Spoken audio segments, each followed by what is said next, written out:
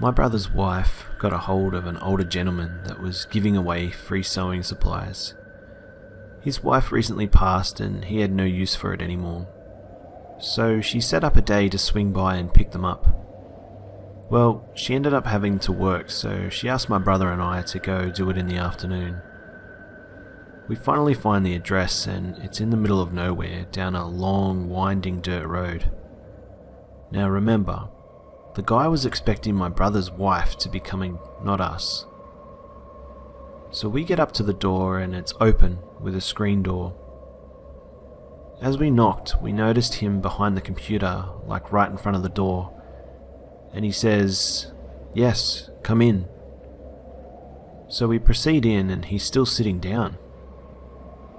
From where we were at, it just looked like he had no shirt on. Well, he proceeded to stand up to reveal his old naked body. The first words that came out of my mouth was, "Yeah, never mind, we'll be back later," only saying that to get the fuck up out of there. Instantly, the man was like, "Sorry, I like to be nude in the summer." I look over to my brother with a, like, bullshit, this guy is sitting here naked waiting for your wife kind of look. My brother just said simply, "Do you have the stuff?" The man replied with a nod and went and retrieved the boxes. As he's trying to hand them over, he's hanging them low right next to his genitalia. We finally get the boxes from him and very awkwardly. And as we were walking out, more like running, the whole time I was yelling at my brother like, "Why the fuck did we stay and get this shit in the first place?" We peeled out of his driveway and rallied down the dirt road quicker than you can say pervert. Number 4. Last year I was looking for a house. I looked and called person after person. Finally, I looked on Craigslist and found a place that was about 2 miles from where I lived and who said large dogs were okay. So I called the number and left my name and number and asked them to call me back. About 2 minutes after I left the voicemail, I got a call from a lady saying that she got my message about the house. She gave me the address to the house and her name and her friend's name, Chris. The lady told me that Chris would meet me at the house and let me look around. It was about 7:15 at night and nearly dark outside, but the lady said, "Is there any way you can come over now to look at the house? My friend is leaving out of town tonight and won't be back to show the house for a few weeks." I thought it was strange, but I wanted the house, so I said I'd be over there in 20 minutes. So I called my mum up and told her the phone numbers, names and address of the house I was going to look at. I also told her that I was about 5 minutes away and that if I didn't call back in 20 minutes to call the cops. I told her that if I got killed, they were the ones who did it. So I pulled up to the house and saw a guy by the door. He was about 40, creepy and weird, and looked like a tweaker. He unlocked the door and let me in and showed me the place. The place was a piece of shit. There were handprints on the walls, dirty carpet, no fridge, no washer, foot-high grass in the backyard. It smelt like mold in the place. It was bad. Well, he handed me the lease and said it was $900 a month for the rundown 2-bedroom house. He also said it was $100 for every day I was late on the rent. I told him no and half ran out of the house. Well, 2 weeks later I was driving around the same neighbourhood and saw that the for-rent house was completely gutted and had a bunch of people working in the yard. I walked up and asked to talk to Chris, the owner, and the worker told me that the owner wasn't back. Basically, I met the owner, who wasn't this guy Chris, and he told me he never put the house on Craigslist in the first place, and that he was out of town. He said that the guy must have been trying to get money off of me. I told him that the guy had a key. He said the key was in a mailbox, so that's probably where he got it from. Number 3. My wife had advertised a rowing type machine on Craigslist. So this mid-40s dude comes over to the house when I'm at work to check the machine out. He asks questions about it and tells her he's not sure how it works, then asks her to show him. So she gets on the machine and starts to basically do a workout demo. He makes things stretch out by continuing to ask her about the machine and the workout related questions as she's rowing. He suddenly stops and asks if he can use the restroom. He goes in and stays, and stays, and stays. And then suddenly he comes out and abruptly leaves the house. Now, of course, my wife knows something's up because he was in there so long and left so oddly, but she can't figure out what he did. Weird. She's messaging me on the phone as she's trying to figure it out, and my first thought was my meds. She counts them and it looks like he might have taken some of my Xanax, but no big deal. She didn't get murdered at least. Then I get a text series like, "Oh my gosh, I just found my razor. Was it missing? It has shit and blood all over the handle." Number 2. If you've been reading here over the last few weeks, you know that I've been selling my belongings by having garage sales and listing items on Craigslist. We've all heard those horror stories about the Craigslist killer and other crazies, but I kind of felt invisible to that. Like, really, who does that happen to anyway?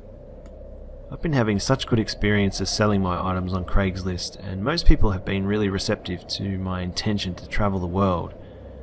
I didn't really think anything could happen.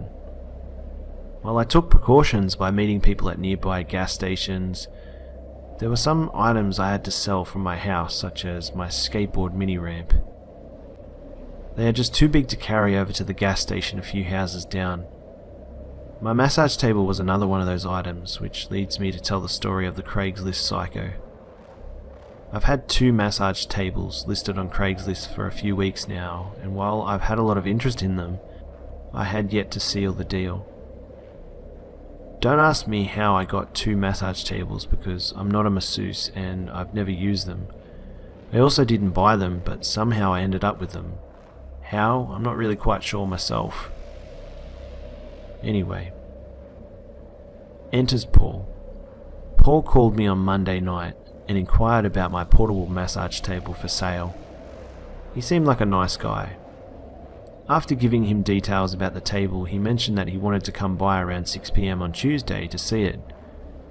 He then told me he'd call me around 5:30 and get directions. Sounds great. Tuesday came along and Paul called me at 5:30 to get directions to my house. I gave them and he arrived.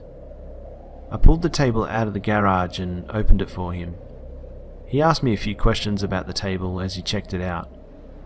I offered to bring it out into the driveway where there was more light to check out the table, but he declined. I asked him if he'd like me to completely set up the table again, and he declined as well. He then offered me $100, half of my asking price, and I quickly quipped $125. I decided to take the lower offer because the table is missing the headpiece and leg extensions, both of which he can buy online. We talked about this as he was looking at it. He asked about the headrest, and it was obvious by quick inspection, and in the photographs on the ad, that the table didn't have the extensions. He thought for a moment and then agreed. He handed me the money and then folded back up the massage table and went on his way. I went back inside and instantly took the ad off Craigslist and tweeted, "Just sold my massage table for $125. An hour later, I get a phone call from an irate Paul. Rather than being nice like a normal person, he jumps my ass about how unethical I am and how I deceived him into buying a massage table with sawed-off legs. I had to take a moment before responding. I was a little taken aback by his in-your-face confrontational language. I calmly stated that the legs were not sawed off and that I did not deceive him as he was there to inspect this purchase before buying. I also mentioned that the missing parts were available on the manufacturer's website or by calling. Again, Paul chewed my ass out. After listening to him call me every name in the book and assassinate my character, I asked him what he'd like me to do. He mentioned that he wanted to bring it back and get a refund. I said, "I can't deal with this right now. I'm about to walk out the door. Call me tomorrow before 7. I instantly got on Twitter and Facebook and asked advice about if I should give a refund or not. Almost everybody said no, which is how I felt. However, I also don't want to make some random guy really angry. I talked with my friend and we came up with a plan. I would tell him that I wouldn't give him a refund and see how he reacted. If he threw a fit, I'd offer to give him $20 back as a compromise. If that didn't work, then I'd give him a full refund. I wanted both Paul and I to be happy with the outcome. Enter Wednesday. I'm on a Skype call to another friend when I get a call from Paul. I ignore it, telling my friend that I'll deal with it later. I then ask my friend what I should do about the situation to get more advice before I talk to Paul again. We talk about it for a little bit, and then I hear someone in my driveway. Remembering my front door is wide open, I jump up and go to close and lock the door. I also shut the blinds in the process so he can't see inside my place. For reference, I live in a garage apartment, so it has its own building like a house, but above a 4-car garage with neighbours in the front house. Paul came over uninvited, without warning, and that was unacceptable in my book. I planned on not being home. Bad plan. Paul immediately began banging on my door with force, so much that I thought he was going to beat it down. No, he didn't start by politely knocking softly and trying to work things out peacefully like a sane person would. He was beating down my fucking door. My entire apartment echoed. I'm not exaggerating when I say he was beating it in with everything he had in him. I sat there in silence on the Skype call with my friend. I was in complete shock. "What do I do?" I whispered. Like, seriously, what the fuck do I do?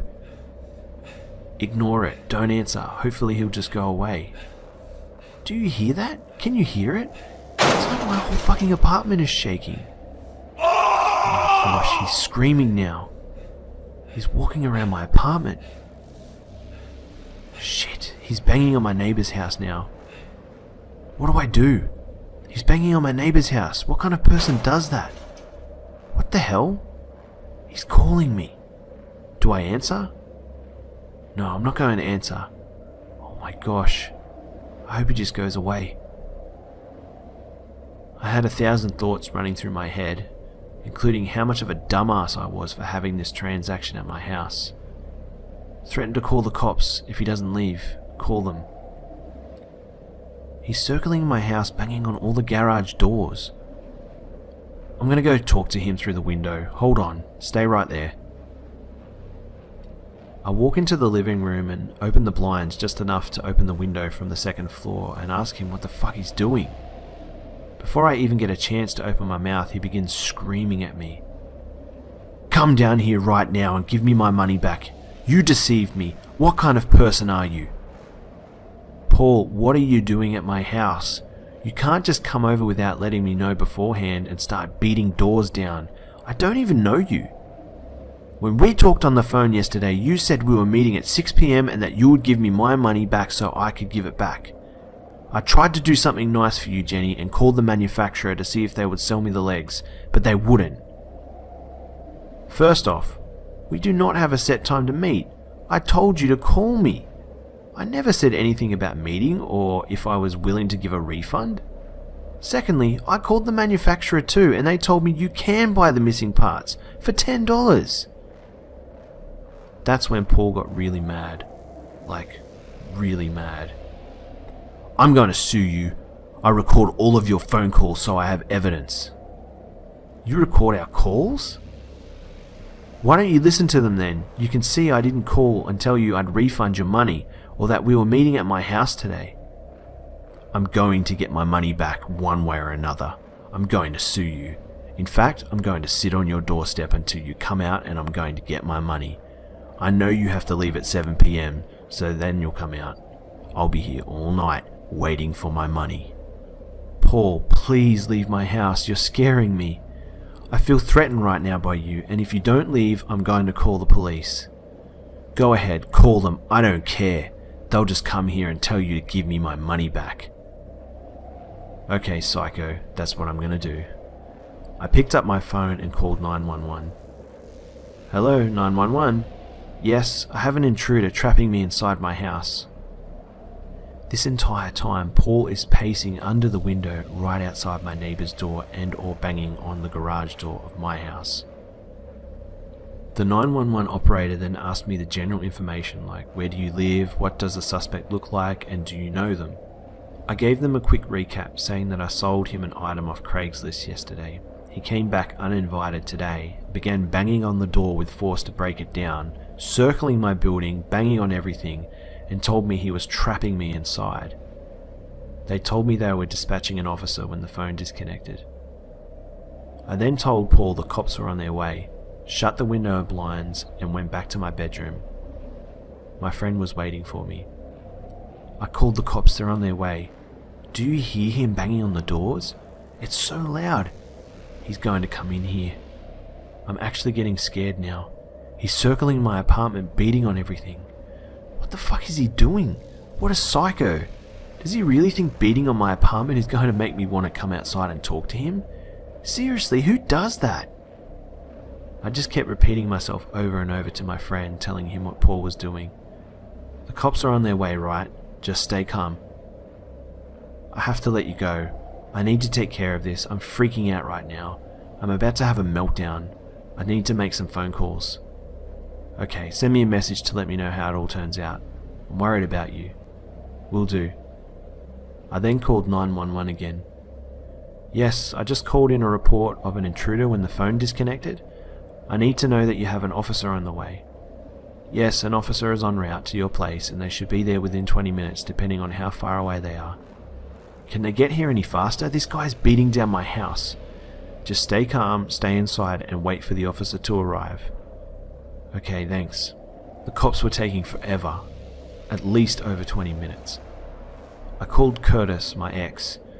He wasn't close by and couldn't come, so I got on Twitter and started typing of my situation to vent. By this time I was scared shitless. Now I'm a pretty tough girl. I'm not one to just call 911 for just any reason. I don't take that lightly.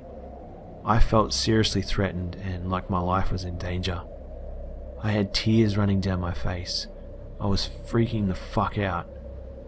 I was trapped inside my house and some really angry stranger was making these constant loud noises like he was about to come inside and do evil things to me. It wasn't like the guy was just knocking loudly either. He was beating down the garage door like he was going to come in and rip me to shreds. It was so loud it was echoing through my entire apartment. I knew my neighbours were thinking, what the fuck is going on? I texted them not to go outside and that the cops were en route. I later talked to my neighbour and he didn't come outside to tell him to leave because he thought it was a personal dispute, not a psycho. He didn't want to get in the middle of a lover situation or something like that. I kept peeking out the window waiting for the cops to arrive. Paul could see me sometimes. Paul then called my phone several times. I didn't answer. Finally I got tired of it and answered. What? Do you have any intention of giving me my money back? No, not anymore. I did, until you came to my house uninvited and began threatening me. Then, I heard those magical words. The cops are here. I immediately hung up and went to the window. Paul was still pacing and talking on the phone, which made me giggle in the midst of my tears as he babbled to nobody. He then ran over to the cop and walked with him up the driveway to explain his side of the story. I watched out the window. When the cop was near my door, I went to the window and opened it. Will you come down and talk to me? Is it safe? Yes. I walked down my stairs and the cop came inside my stairwell where he talked to me in private. He asked me to explain the situation, which I did. I'll spare you the rerun of the details. The cop explained that this was a civil matter and that if he wanted to press charges against me, he'd have to take me to the small claims court. With tears still coming down my face, I said, I don't care. It's not like he'll win anyways. He just came and looked at the table and bought it as is. There's no refunds. I was going to give him a refund anyway, but he just came over uninvited and just started going psycho. I agree. You buy it, it's yours. Do you want him off your property? Yes, please, he's scaring me. Okay, I'm going to ask him to leave. But he knows where I live. I'm afraid he's going to come back. I don't feel safe here. I'm going to explain to him that if he comes back on this property, he will get a criminal offence charge against him. I think he'll leave you alone. Okay, thanks. Now go back inside and know that I have this taken care of. I went back inside, and within 5 minutes I heard Paul's car leaving my driveway and unblocking my car from leaving. I grabbed my skateboard and jumped in my truck and left just a few minutes later. I wasn't about to stick around. Curtis called me and told me he would meet me at my place and get my things when I was done skating so that I didn't have to sleep there. I happily agreed. The next day when I came home, the garage door looked tampered with a little bit, but everything seemed to be in order. Around 5 PM I got a call from a buyer wanting to buy a portable massage table. The table's ad in which I had already removed from Craigslist that Paul bought. Yes, I'm calling about the portable massage table. I sold that one already, but I have a regular one for sale. Oh, I was looking for a portable one. Did you get $150 for it? That's what I want to pay, $150. Did you get that much? That's how much I'll pay if you still have it. Yep, got $150 for it, already sold. Okay, bye. Nice try, Paul. Number 1. Alright, I got a prime story that made me learn a lot about using Craigslist. First off, I grew up in a small rural town when I moved to Southern California for college. So this is just after the new iPhone had come out and I desperately wanted one. So I found an ad on Craigslist for a guy selling his for about $50 cheaper than everyone else's ads. I give the guy a call and he tells me that his company has switched to using Blackberries and he has no need for the iPhone now. So I agreed to meet up with him, since he seemed to have a fairly straightforward story. Or at least it sounded that way. So given I'm not familiar with the LA area, I drive up and get off on Crenshaw Boulevard on the northeast side. I drive up about a block from the 405 and take a left and park in front of this big low-income apartment complex. This is in the middle of the day, right next to a busy street. Now, the neighborhood wasn't that bad, but I'm a big dude, so I figure I'll be alright. I finally get a hold of the supposed business dude, which turns out to be a little dude that's dressed in baggy jeans and a big white t-shirt, along with another dude dressed the same. Now, while I was sitting in my truck waiting for this guy to show up, I see a guy sitting over in a blue Ford Focus just staring at me, grinning the entire time, which creeped me out and already made me feel uneasy about the situation. Once I saw the business guy, I knew something wasn't right and decided to get out of there as fast as possible. So I started to walk back to my truck, telling him I'm going to grab my cash for the iPhone. But when I get back to my truck and try to put my keys in the ignition, the other little dude jumps into my passenger side and sticks a gun in my waist, saying, "No, homie, you ain't leaving. Gonna need everything you got." Now this was probably stupid on my part, but seeing how this kid was holding the gun almost clumsily and it looked more like a metal airsoft gun as opposed to a real gun, I decided to reach across, open the door and shove him out. I did it so quickly he didn't have time to react and was already outside my passenger door banging on the glass to let him back in.